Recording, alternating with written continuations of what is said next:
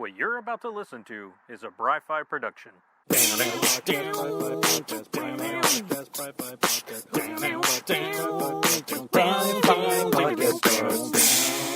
Hey everybody, welcome back to the Bry-Fy podcast. I'm Bry-Fy, your comics guy, and this is the second episode of 2020, aka episode 316, aka the interview with the creators of Divinity Rising. That's going to be later on in the episode. Of course, this first half, we're going to have some nifty nerd news, a little bit of catching up type stuff. Then we'll go on and get into the interview.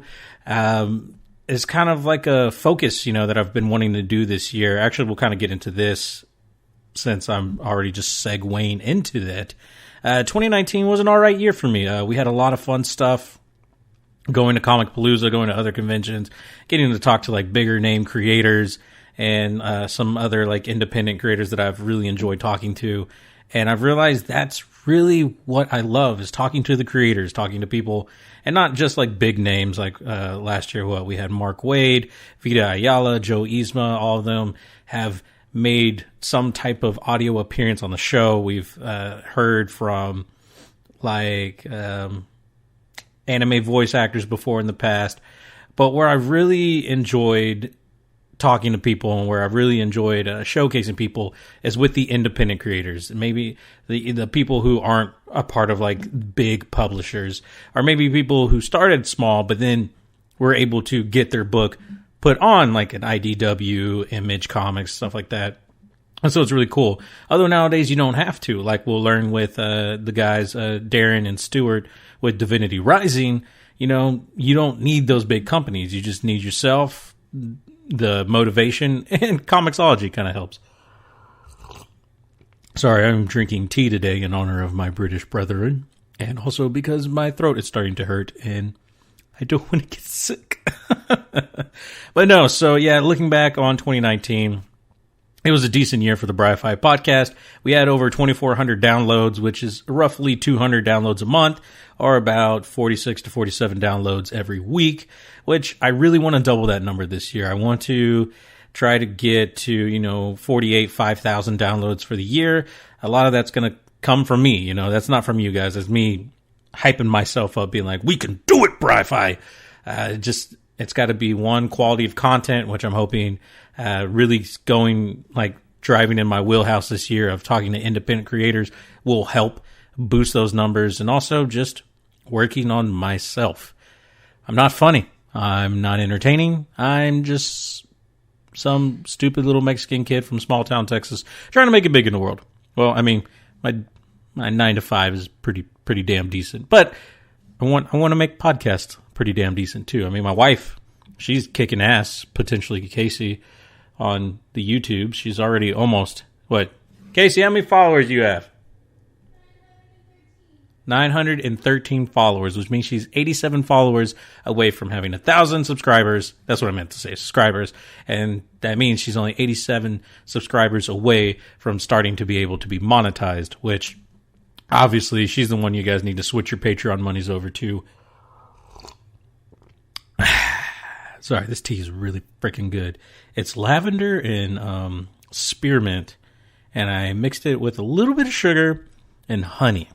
And God, the honey makes it so smooth. I mean, the lavender and spearmint's good, and so on. And if we were talking more tea time with Bry-Fy, I would go into way more detail, but we're not. So yeah, 2019, decent year. I want it to be better. I mean, it's nowhere near as good as Colt 45 hitting 100,000 downloads all time, but we're going to get there. We're going to get there. If it takes me another 7 years, we're going to get there. But I'm excited, I'm excited to try this out, pursue this a little further. That means, like I said, a lot more work from my end, going out, grabbing creators, just kidnapping them in the night to bring them on the podcast, and also being more prepared when I go out to shows to record while at the convention. I've always had a hard time interviewing people at conventions because, they're there for a reason. They're not there to talk to me. No one's like, oh, I can't wait to talk to Bry-Fy at Comixology this year. No, they're trying to push their book. They're trying to make some money. And, they only have 3 days to do it. So it's kind of, they're busy, the few that do take the time to talk to me, like Ben Humanek, who has been on the show many times, and I'm sure he'll come again this year if I ask him, or if he's listening to this. Ben, are you listening to this? Come on my show. So excited for all that. And, like I said, it's tough for me to get over like this anxiety that I have towards talking to people in these type of environments. So I'm going to have to just be able to, I don't know, get over myself in a way. So hopefully that's going to be, a life-changing event this year. But yeah, that's pretty much it for the podcast and kind of where we're at, where we're sitting at, where we want to go. Let's move on to some nifty nerd news.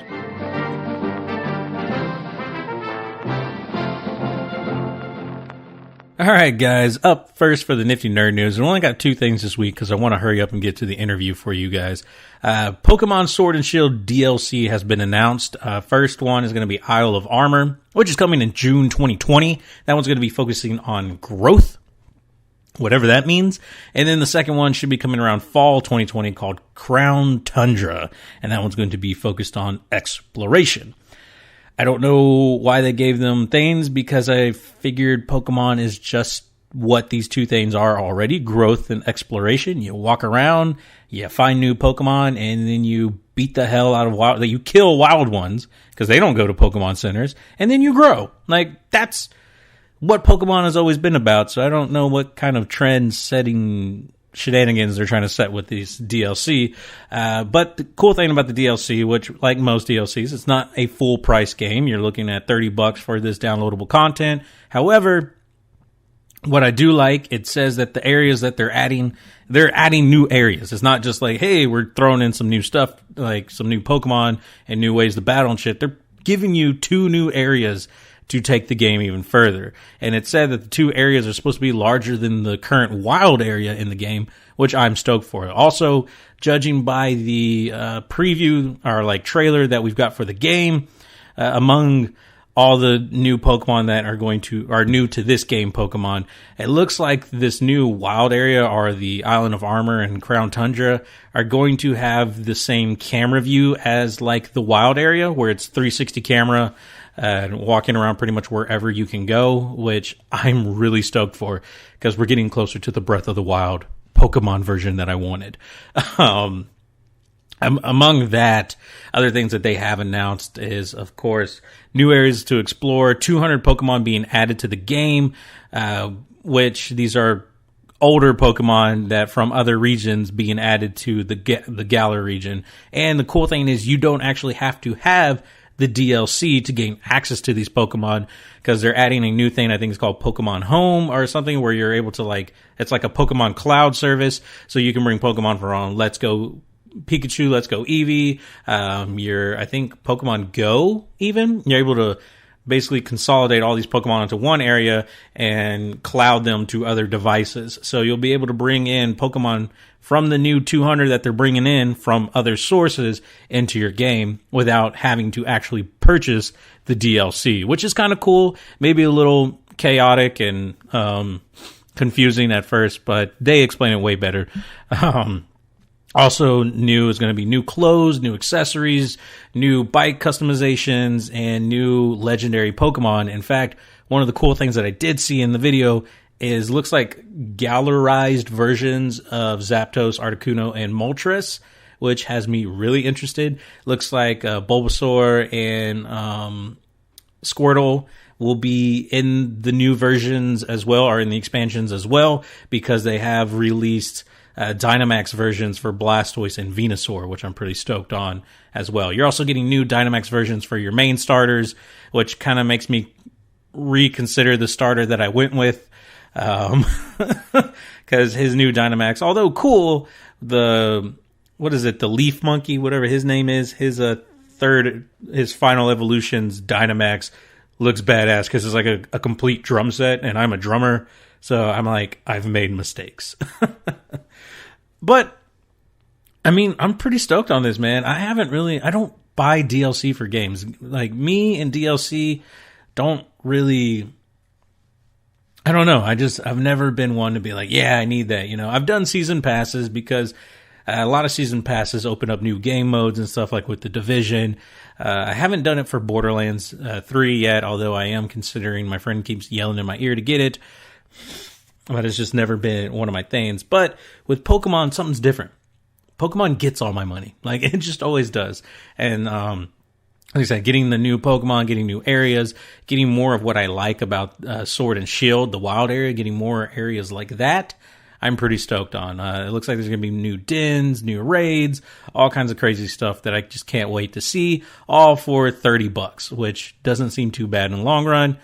Like I said, I can't wait. June cannot come soon enough. Pre-order, whatever.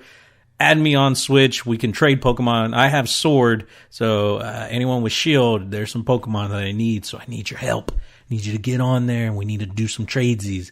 I got a lot of Tyrogues that I'm working on their stats. I'm tweaking their stats so you can get some Hitmonchan's or Hitmonlees or even some Hitmontops. So at me, bro. At me. And the last piece of nifty nerd news, which is not so much nerdy, but is a lot nifty. Well, it deals with the 2020 Tokyo Olympics.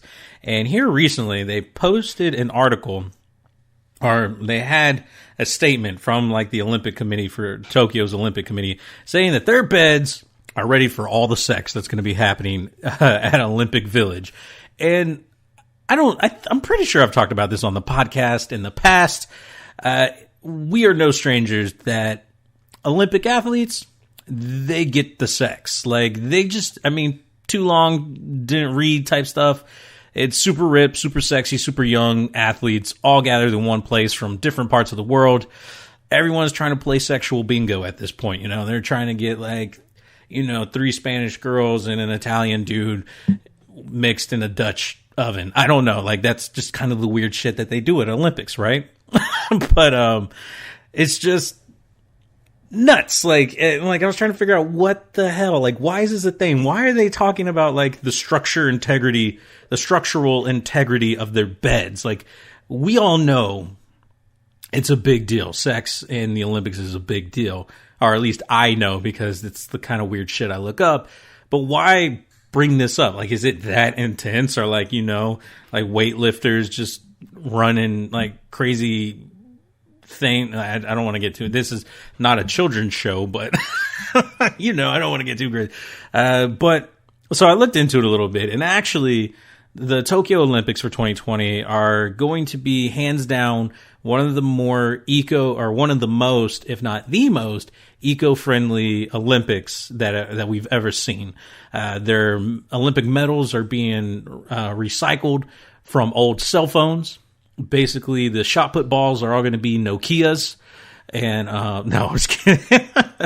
But they're using a lot of recyclables and trying to just be like eco-friendly. And that also comes down to the beds in Olympic Village. And not just the mattresses themselves, but the bed frames are actually recycled cardboard. I'm not talking like hobo living, like just they put cardboard boxes up. No, they did like their cool little fancy schmancy hippie, hipster, like recyclable. It looks like, I guess, like particle wood, like what my desk is made out of, but it's actually cardboard. And so I guess that's like why a lot of people were kind of like, I don't know how that cardboard's going to handle with my pelvic thrusting. Like a basketball player said it because he gets sex. I don't know. But so that was like a big deal. Like, it's so big of a deal that Olympics had to come out and say like, no, it's going to be fine. You're going to have fun. Just so long as you keep it to like a 2-person minimum. and I'm not even exaggerating here. The company who made the beds, they are called Airweave. That's the name of the company that created them. They said, and I quote this statement from them directly. No, I'm no crazy, no over exaggerating. This is exactly what Airweave said. As long as they stick to just 2 people in the bed, they should be strong enough, referring to the beds, to support the load. Like, he had to say load. Why did he say load when it comes to sex in the bed? Why? I'm excited, though. The Olympics are probably my favorite event, Summer Olympics being my even more favorite than the Winter Olympics, especially this year. I believe they are bringing back some sports we haven't seen in a while, like softball. And, well, really, softball was the only one that I was really excited to see. I think they're bringing, like, BMX stuff. And there was something else that was coming back that I was pretty excited. I don't know. I will be watching the Summer Olympics this year. Hell, I'll probably be talking about them on the podcast, giving you weekly play-by-plays for your whatever team we should find a team. Like, that's what we should do. The Bry-Fy podcast should find an Olympic team that we support and love. Or we can go with, like, the independents, the people who, like, sign up because, one, their country's been banned or some other crazy thing, so they have to sign up independently and fly under an independent flag. The Bry-Fy podcast, that could be the Bry-Fy Olympian team. I'm not going to send them money and shit, but we'll just talk about them and be happy for them or sad for them, depending on how well they do. That's what we're going to do this year. Oh my God. I'm so in for this. This is happening. Anyway, that's enough about the podcast, guys. Thank you for sticking around to listen to my little shenanigans and listen to me sip on tea while talking to you guys, and my throat so slowly deteriorate over the course of the podcast. Up next is the Skype interview that I had with Stuart and Darren. Both are creators of Divinity Rising, which is this awesome sci-fi fantasy Bond type, like spy tale.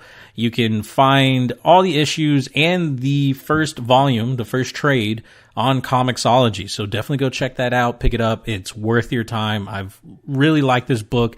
It's one of my favorite independent books, and these are probably two of my favorite independent creators, not just because they've been a part of my show for as long as they've been doing this book and almost for as long as I've been doing the show, but because they're just genuinely nice guys. They're a lot of fun to talk to, and you'll hear that in this conversation. We spend a lot of time talking about alcohol.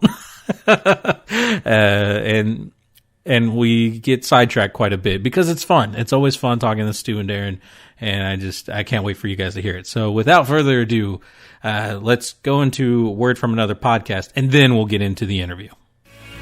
Hey, this is Ken M. Padawan J. Coach Duffy. From the Ocho Duro Parlay Hour podcast. Every week, the ODPH is talking sports, movies, TV, comics, and more. It's always a parlay of topics on each episode. You can find the ODPH on Apple Podcasts, Google Podcasts, iHeartRadio, Spotify, Stitcher, Podbean, and wherever you find great podcasts, such as the one you're listening to right now. Don't forget to check out OchoDuroParlayHour.com, where you can find the links to all of the ODPH social media accounts, links to the bands whose music you hear each week on the show, hashtag 607 podcast info, and parlay points, our companion blog section of the show. Thanks for listening to the ODPH. Now get back to your regularly scheduled podcast. Yeah, cool. How are you, Bri? Good? I'm doing pretty good. Yeah, good. Good New Year, good Christmas. Yeah, a pretty good one.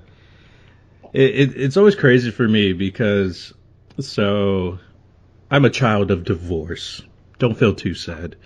But, with that, I always have like multiple Christmases to go to. Right, okay. And so my day is spent probably just stressed out more than anything else because we're driving. Somehow there's always traffic on the road. I guess there's more children of divorce than I thought. So it's just crazy. But, at the end of the day, got to see a lot of family, got to hang out with a lot of friends.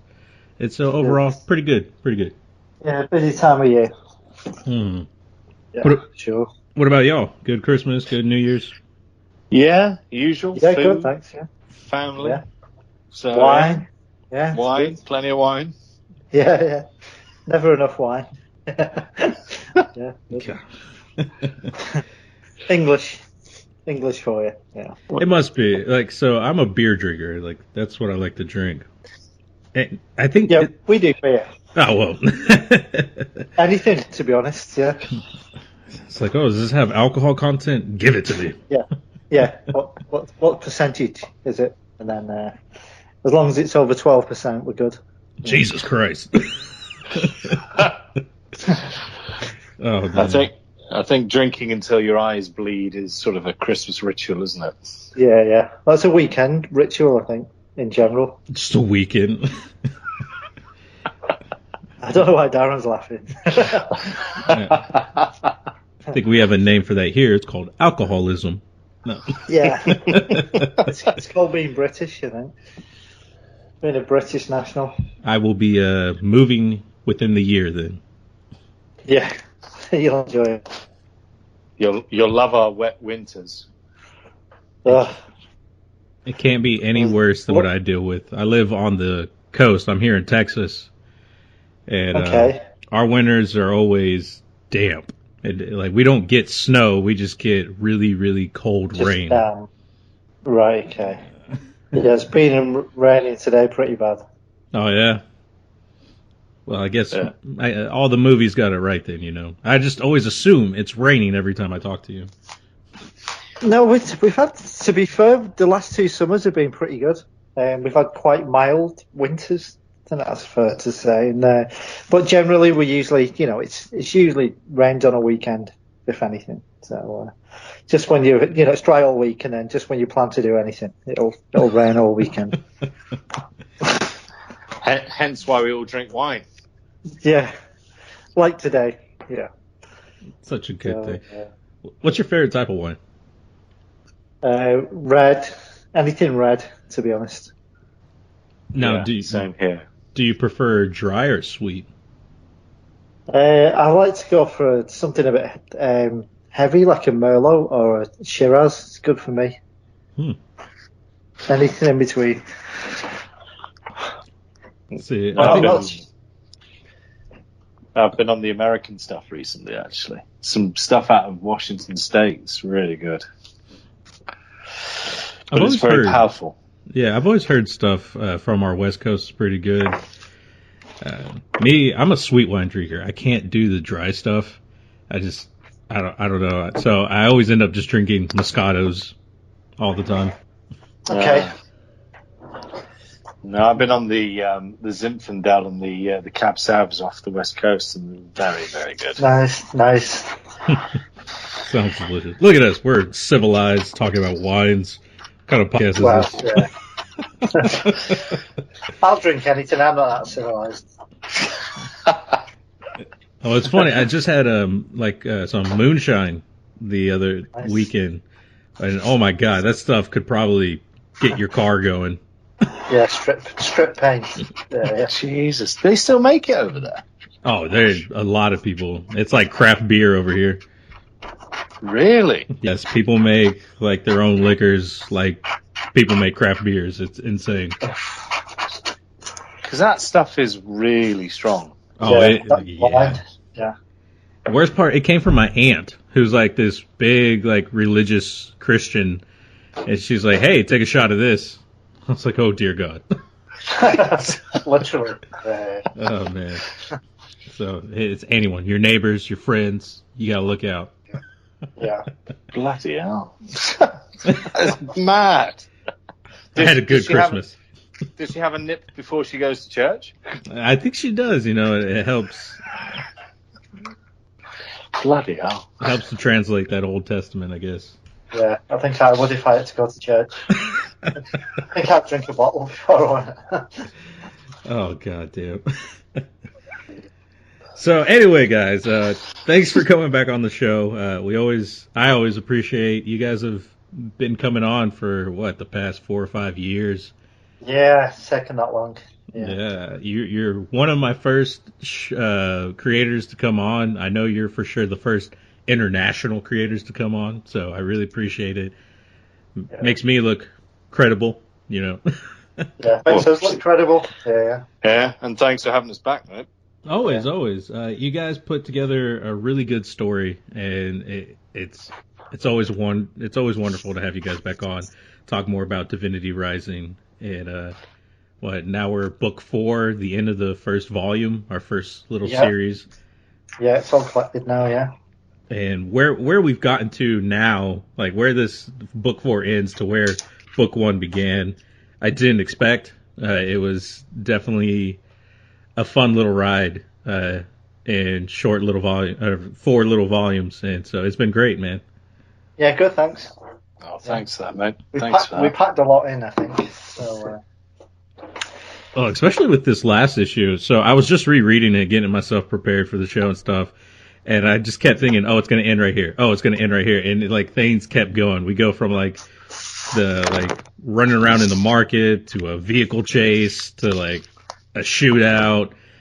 Yeah. I think that was me on issue 4. I just didn't know how to finish it. So, well, I knew how to finish it, but I just kept thinking more action, adding more pages, and said to Darren, hey, I've added 3 more pages, and let's extend this. I've got a motorbike in there now, and so yeah, I was just enjoying wrapping it up, really.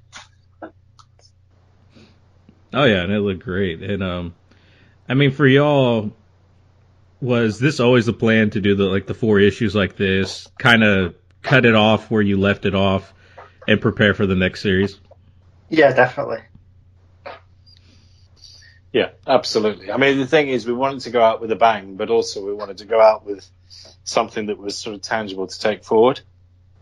Definitely.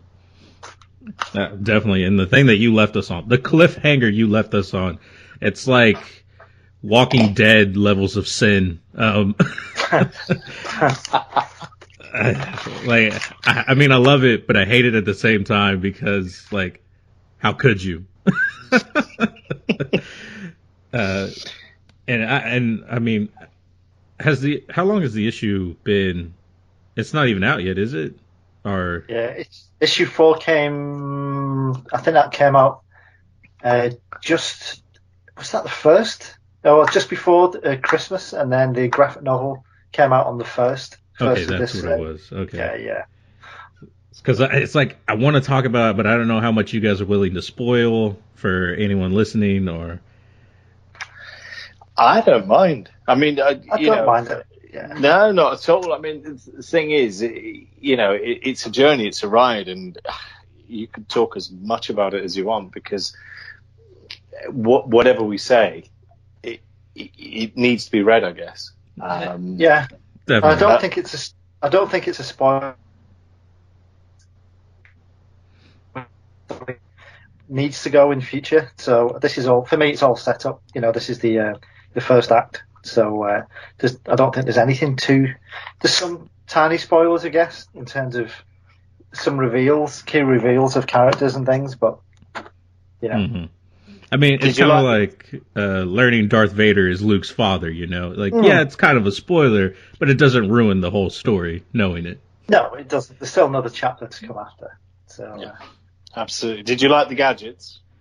I love the gadgets. I love everything. Like, you guys are so creative. You guys bring some of the coolest stuff around. Hell, the little laser guns that you guys had that, like, disintegrate people. Yeah, that was a last minute change, to be honest. I mean, that kind of happened on the page. They were just going to be kind of advanced, kind of machine weapons, like projectile, and then I just thought it'd be a cool visual to make them kind of microwave kind of energy weapons. So that kind of just happened live as I was doing the artwork, really. Yeah. Well, and it makes this I call them a cult. I don't know what else to refer to this other group as. It gives them this layer of mystery, like why do they have these type of weapons? What more are they capable of that we don't know? Because it's not just like terrorists with Uzis and crap. Yeah, it's scary. Yeah, there's a deeper story behind it. It's not like the First Order in the new Star Wars movies. We do actually have a backstory to back this up. You don't need it. You just need stormtroopers. That's all Star Wars needs. Stormtroopers. Don't get me talking about this new Star Wars movies. Jeez. Oh man, have you seen the last movie though? Yeah, Rise of Skywalker. Yeah, so disappointed. Yeah. Oh, disappointing. Okay, it's crazy because I hear so many different things from so many different people. So I have to go see it. I've been kind of waiting for the crowds to die down, but. No, you should check it out. Yeah, everyone's so all over the place. Like, people I trust, people I don't trust. Like, everyone's had a different opinion. So I'm going to have to go see it for myself. Yeah, sure. Definitely. But back to Divinity. So one of the big reveals that comes at the end is we meet Elena's mother. Yeah. And apparently she has a sister. Like this is huge to me. Like, yeah. And I don't know where I thought this was going. I thought maybe it was going to be like Alex Lives type stuff, or of course Alex being a character who was previously in the book who dies. But yeah, he's flat out at the moment. Yeah, literally. But I mean, it's like we talked about. Like this book has so many layers. It goes from just being like this kind of like spy drama to this not paranormal but supernatural spy drama to this conspiracy spy paranormal drama. Like it just gets deeper and deeper. It goes from like James Bond to like some crazy Marvel thing. Like, you know, like it's insane. I think that kind of, you know, initially Darren wanted this to be very Bond. I think that's fair to say. And then when I came in, I was kind of trying to push it more towards like the Bourne movies. So with a little bit of the superhero kind of element on top. So I guess it's got all those ingredients in the mix for sure. And I also like to think it's got a very human heart because, you know, the baseline is a relationship between a mother and a daughter. Yeah. And I think that's quite important because, you know, Eleanor goes through a hell of a lot over the 4 episodes. But when you boil it down, at the core of it is that relationship, which is something that we'll explore more as we go forward. Yeah, sure. Mm-hmm. Mm-hmm. Definitely. You know, I was going to say, what I think this book really does well is keep itself grounded. With everything that's happening in the story with terrorist groups, supernatural powers, you guys did a really good job of still keeping it believable, keeping it grounded in this world. And I just dig her powers, being able to like read like digital waves and like seeing like texts and emails and phone calls. Like it's so now. It's so like Google's coming out with something like this, like her powers. I know it. It just has to, like it's real. Yeah. That was always part of the thing though, is to make it believable and grounded enough, but still have that element of fantasy to it. Because the thing is, every great story has a human angle. I mean, you look at Star Wars, the first 3, you know, that relationship between, you know, Luke Skywalker and Darth Vader is a very human touch to what is a science fiction story. And you can't escape that. And that's the kind of stuff that sort of wrenches at the heartstrings.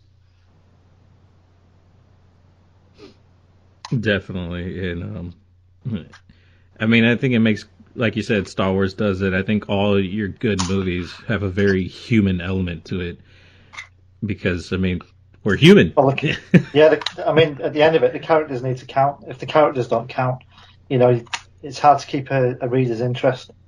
It's like, you know, like a lot of movies these days, it's all about spectacle, you know, and you know, you can't hold someone's interest with that, just visuals alone. Totally. And I mean, and you see a lot of books, a lot of, like you said, movies get away with just, hey, let's add more explosions. Like, wouldn't this be cool if this flower bed exploded? But you guys, along with having fun explodey parts, you guys have a lot of good character development, a lot of good character moments that really make you understand what Elena's doing, going through, what some of the other characters are going through. Yeah, I think it was important as well in this issue to, you know, because, you know, personally I felt, you know, in the previous issues, Eleanor has been a victim a lot of the time. And I wanted to make sure that, you know, especially in the last issue, we were able to show she's quite a strong female character as well. You know, she's just as capable as the male characters, you know, especially handling weapons and, you know, hand-to-hand combat, riding motorbikes and things. So. Oh, yeah, and it was so cool just seeing her just like a friggin' arrow, just point her in a direction, and she just took off. Yeah, cool. Just going super badass. Like, this was that Bond moment. Yeah.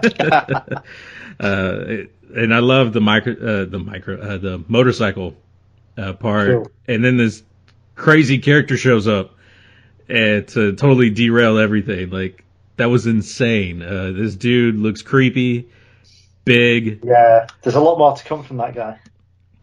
Like, I don't know. I have my theories on who he might be, but that could be in spoiler territory, so we're not going to talk about that. They'll all be wrong. Yeah. No, I can't be wrong. Who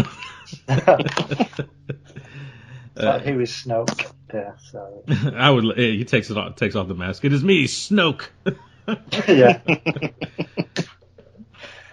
Not be Alex. No, just kidding. Don't do that to me, please. Don't. Because that's where my head was going already. I was like, no. I think you'd be quite surprised, to be honest. And see, the other key takeaways, I did hear like machine noises with him. Yeah, sure. Good. And so, I'm glad you picked up on that. Yeah. So I'm wondering, is he full robot, cyborg? You know, I don't know where this is going to go. It's creepy. Yeah. I mean, he changed quite a lot, that character. Initially, he was called Juggler. We were going to have a sequence in the festival where this, we've got all these street performers, and this guy was just going to be one of the street performers, and it turned out, he's an assassin working for Divinity. But things just kind of, the nature of things when you're trying to condense this down into 4 books, some things ended up just being cut out. So, hopefully we can bring a little bit of that back in, hopefully in the next series. Yeah. He could have been juggling swords. So, I mean, you talk about that changing, especially on a book that is pretty short like this. Was there anything about, like, Elena or any of the other major characters that you had to change for time or just felt like it worked better in a shorter space? Darren? Well, I mean, for me, I suppose it was trying to get to the end game. But I was, Stu's probably better placed to answer because, during the creative process and mapping out the pages, Stu was the one who was sat there making sure that everything fit, and then obviously was coming back to me saying, what do you think of this? What do you think of that? And these were changes that were driving it in the direction that we wanted to go. But it was clear that these changes were happening on the page for a reason. And I think, as Stu alluded to earlier on, once you're in that moment and you're on the page, things creatively, from a standing start of what is a bunch of scripts, things ultimately change. I mean, it's much like having a script to having a shooting script. Yeah. As you're out there with the cameras rolling, things do change. New ideas present themselves, and even with Skullface in issue 1, that guy initially wasn't going to be Skullface. He was just going to be kind of an assassin guy, and it was only while I was doing and then when I was actually doing the page, I thought this is a perfect moment for a cool reveal. So then I thought, well, who could this guy be? And I'd read some backstories on these, Cold War KGB experiments, these guys who, being locked away and turned into cannibals or whatever. And I was thinking, well, that could be pretty cool. Obviously it was fictional and it was like an urban myth, but I thought that could be a cool thing just to feed back in. And then that's how Skullface came about, that he was the victim. He was the result of these KGB kind of experiments. So, and that was it. And so he kind of happened live on the page as well, but it allowed us to, spill that out then into the next couple of issues. So, and that's the exciting thing, you see, is when you're doing it and these things happen, they happen for a reason, and the plot development happens for a reason. And we had the framework. There was always a framework to work to. There was a beginning, a middle, and an end. But how we got there, I mean, that journey, it in no small part was down to how Stu interpreted what we had. And then what leapt out at him on the page. And I was forever getting texts and phone calls about these things going on. It's like, well, what do you think of that? I was like, oh, wow. Yeah, that sounds great. Yeah. And especially with sorry, Aaron, go on. I was going to say, and that's the beauty of the way that we worked, in as much that we both had an amount of input to it. But when it came down to the art side of it and then molding it all together, Stu took that lead. And then because of his interests and the way that his mind thinks, there was a lot of what was going into it that sort of blew it beyond where we were with the original scripts. There's no doubt about it. I mean, the story now, from the original scripts to what you see, I would say, different. I would say 60% of the scripts remain, and an extra 40% of it was developed, in build. Yeah. Sure. And that's the great thing about Eleanor, is that she or the story has kind of taken on a little bit of a life of its own, but off the back of what we had originally, which were 4 outline scripts for a story, an ending, and we always knew we'd end it like that. Yeah, we did. See, I'm a big sucker for gadgets, and I love locations. So the whole Rome thing, it's just eye candy. Mm-hmm. And I think that's really important. I mean, we talked a lot about the payoff, because issue 3 was quite heavy. It had a lot of technical stuff in it, and Stu and I had a long conversation. Stu was well of the opinion that it's the payoff, and the eye candy's there. Yeah, because in issue 4 we had quite a big briefing room, like a briefing section again, and we already had one in issue 3 as well. And I wanted issue 4 to just be action, just from the second page in, off we go. So I was quite keen to combine those kind of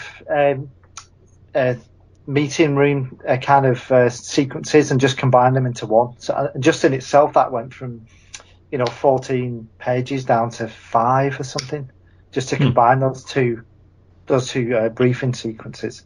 So but and then again, you've got to allow how many pages that runs over. It's just to a reader, is just starting to get tedious reading like 6, 7, 8 pages of people sat around a boardroom table talking. Again, so you have to start crunching that down again. What is the information you want to get across to the reader, and how do you strip that down to the bare minimum, and then just dress it enough to keep it interesting and keep it entertaining. Yeah. Well, see, I think you guys are missing out. You should start a new book which just focuses on the secretary in those meetings and just her day to day. Just like dealing with these meetings and having to go home and decide if she has to tell her husband about what happened at work or no. Honey, you're not going to believe what happened today. Oh, my God. This dude with a skull for a face. Like, I didn't even know that was a thing. Like, my God. I should ask for a raise. No. You can write. That's all I want. I want a slice of life story within this universe now. Yeah. I just want someone to find love. No. Yeah, I mean, it's definitely a universe. There's no two ways about it. I mean, you could probably spin off in many different directions. I love the overall show. And I think the art that Stu put together, it just gave it that kind of showy feel. Because it's difficult, when you're writing something and then it goes down onto the page, and as Stuart said, cutting out certain sequences was key, because people could easily lose interest if it was bogged down too much in sort of, almost like accountancy meetings. It was a question of get up and go and get out there. And as you said, Bry, earlier on, this is now, and the world we live in now. In a blink of an eye, people get bored. Yeah, and at the end of it, it is an action book. At its heart. So it's just kind of, you just need enough there to support the action to keep. Obviously you want to, get that information across and keep the story interesting as well. But yeah, you've just got to keep this thing moving, keep the momentum. Definitely. Yeah, and I mean, I've never felt while reading this story that, oh man, I want this issue to end or like get to the point. I feel like you guys do a great balance of giving us readers information along with giving us eye candy to look at, Cool. Giving us enough to where we can follow the story, but also rewarding us with awesome motorcycle chases and dudes throwing swords and laser weapons, ripping people apart. Like, Yeah, cool. like you guys have always done a good balance, and it's why it's been one of my favorite books to read. That's not from like those big publishers, you know. Yeah, I mean, as well, you know, we need to keep it fun for ourselves. You know, just like with the laser weapons, I just added those in just to make it more interesting. You know, I was like, yeah, you can have a cool visual effect here, and you know, it just takes it up a notch. And it's fantasy, so I was mindful of how far do we go with the fantasy with the weapons, but in itself, that kind of makes it more interesting. As long as we don't break our own rules, you know. Yeah. You've got to keep it within context of the universe, but you know, it is a comic book, so maybe I did push it a bit more than he originally intended, but that's fine. It is what it is, you know, and you're kind of learning the rules of that universe as you go along, you know. Yeah. So. And it also comes down to what works on the page. Yeah, again, yeah. You know, if it works on the page and it feels right, then, you know, generally what we've stuck to, and I know Stu has it stays in. So, you know, that's been an absolute key thing, because, you know, otherwise, and I think we've been our own toughest critics on this one. I think somehow we've managed, between the pair of us, to sort of nail ourselves to the wall to make sure that we didn't get carried away. And that sort of script to shooting script thing, I think worked very well. And certainly from what you're saying, Bry, it has come across as that, which is a delight to hear, to be fair. Mm-hmm, definitely. And, you know, I do want to touch on some stuff that you guys have mentioned throughout this interview, which I really want to focus on, because this year for my podcast, I want to really focus on people who maybe are independent creators, people who are, you know, we work the 9 to 5, but also trying to do our love, you know, and like some of the big things that I took away from you guys.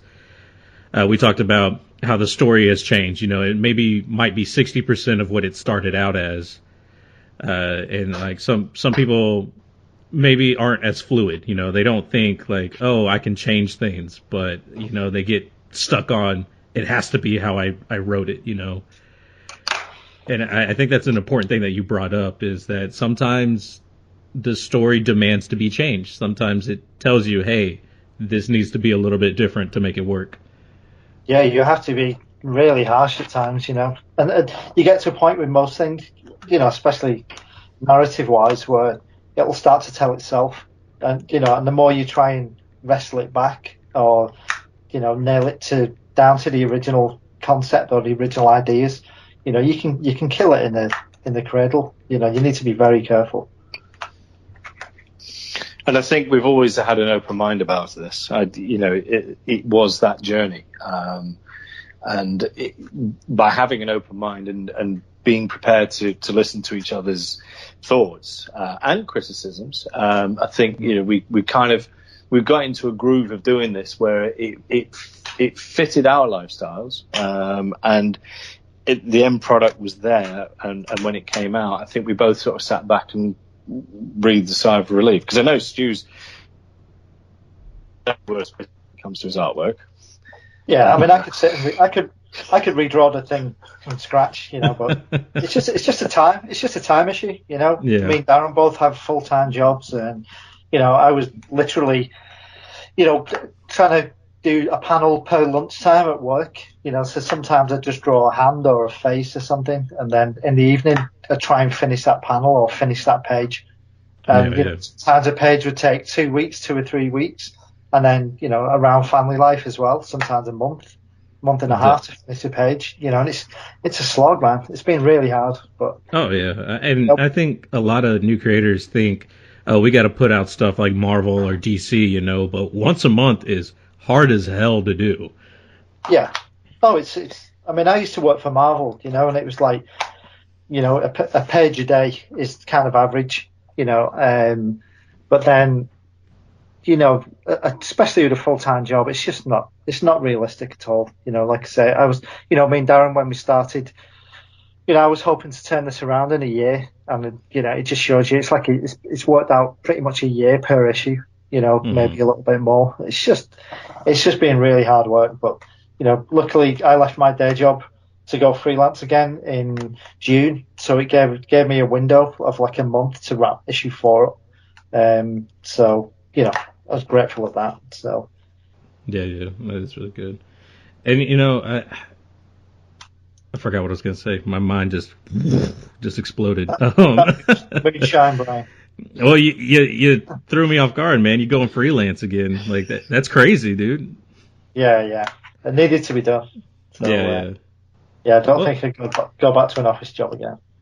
It's so hard. I finally left an office job to do something a little more out there, like being out in the elements and stuff. And like, I can't imagine going back. No, I can't. No. It's crazy, man. But I mean, and it's like you guys said, sometimes books take time, especially if you're taking the proper care and love towards it, it's going to be made. It doesn't need to be done that day. I was dead set. It would, I had a wobble last year. I did reach a point where I was thinking, I just can't finish this. I don't know how I'm going to finish this.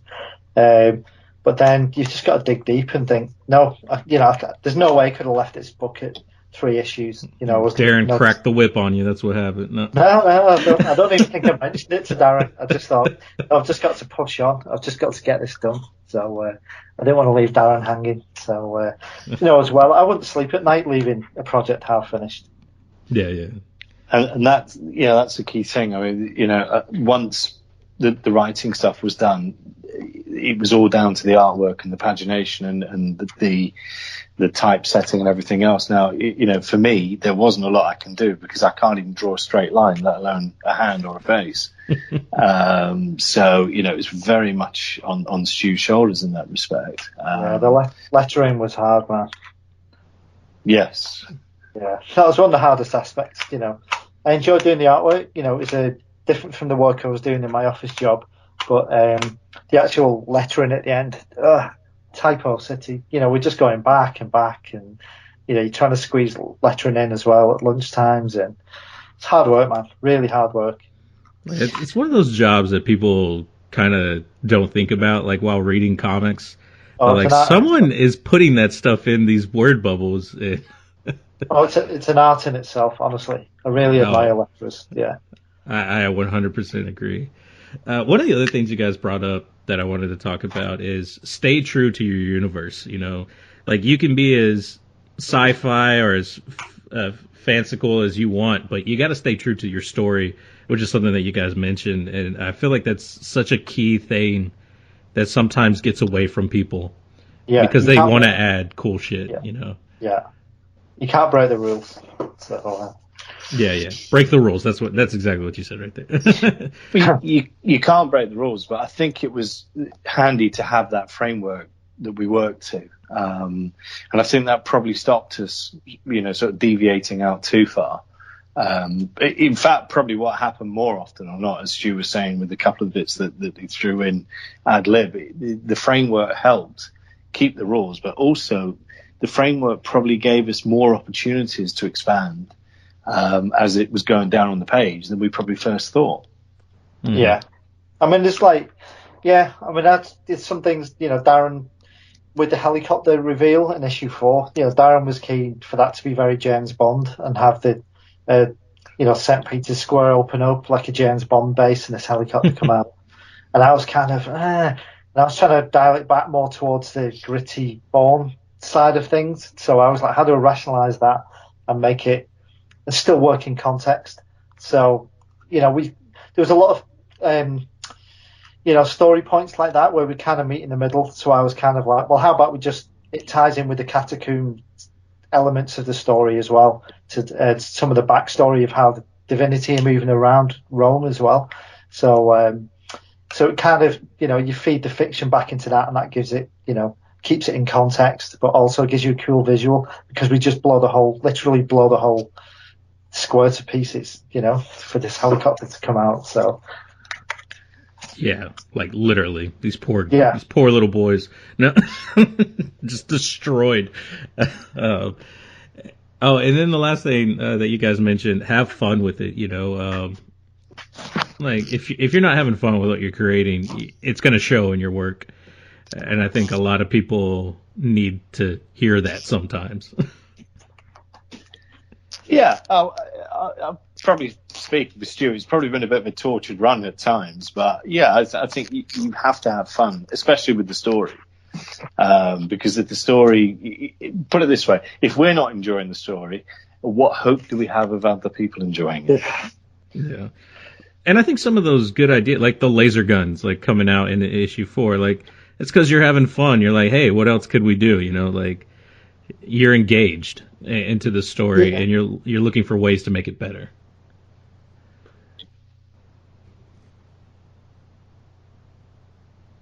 Did I lose y'all? No. Oh, okay. I was okay. going to thought, Stu, you're going to go on that one.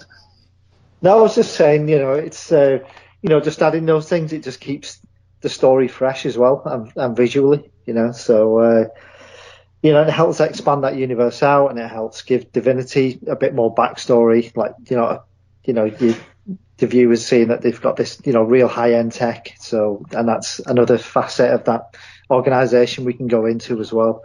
And again, but going, personally, I've got to keep it exciting for myself. I've got to sit down and do all the artwork, and at 11 o'clock at night, it's I've got to keep my own interest in this as well. And plus, I wanted to bring, once I started to feel comfortable in that universe, I had a better sense of how I could weave a little bit more of, of fantasy into this thing without it becoming stupid. Where it starts to become crazy and starts to deconstruct itself, and break its own rules. Yeah, that was, I think you used that word grounded earlier on, Brian. That was one of the things we kind of set out to do with this.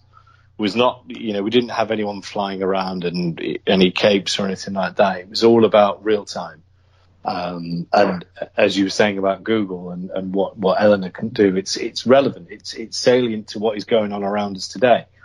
Particularly when you look at the privacy issues that many people face. That was a stated aim, and I think I like to think we kept to it. Definitely, guys. I think what you are doing with Divinity Rising and just the characters, the story as a whole, it's fun. It's like we talked about. It's just a fun ride. It's enjoyable. I can't get enough of it. I can't wait for the next series to kick back up. I'm excited. You guys make me excited. Blimey, we better get right in it, Stu. Hey guys, we're still there.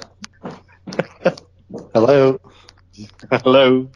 I'm here. Hello. Yeah. You there, Brian? Uh-oh, everyone disconnected. No, you got me? I got you. Hello.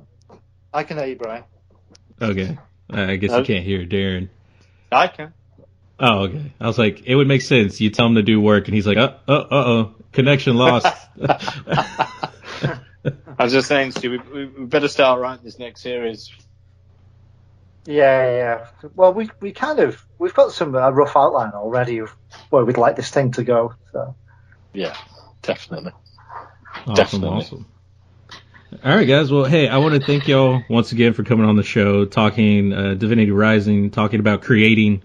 It's always fun. It's always cool to get into the heads of other creators to see what makes us tick, how we keep from going insane. Yeah. Yeah, I think we just about managed that. Yeah. Just like you find the line of insanity and just stay right under it. Yeah, just surf it all the way. Yeah. You need to paddle out now and again to find that wave. Yeah. Right? Yeah. All right, guys. Well, hey, I'll let you enjoy the rest of your Sunday. I know you have families and maybe jobs to take care of, but I want to thank you all for taking the time to come on the show and talk. It's our pleasure, Brian. Thanks for this support as well. Yeah, thank you. I was going to ask, where can you find Volume 1 of Divinity Rising? Darren? Well, it's on comixology now. You can buy the individual episodes, and then Stu's compiled a rather nice graphic novel. So you can buy the graphic novel. As I say, if you haven't bought any of the other issues, you can actually just buy the whole thing now. Yeah, and it's a more polished. I went back on the graphic novel. I went back and redid a couple of panels, touched some things up. Within the time frame I had to wrap this whole project up. So it's a more polished product, the graphic novel. Gave it the old George Lucas. No, I'm just kidding. Yeah. No. McClunky, Yeah, well, that's awesome. Find it on comixology. Get the individual issues or the graphic novel version of it. It's great, guys. It's good to see y'all moving up in the world, and I can't wait for the next series. Oh, brilliant. Okay. Thanks for having us on, and thanks for all your support, man.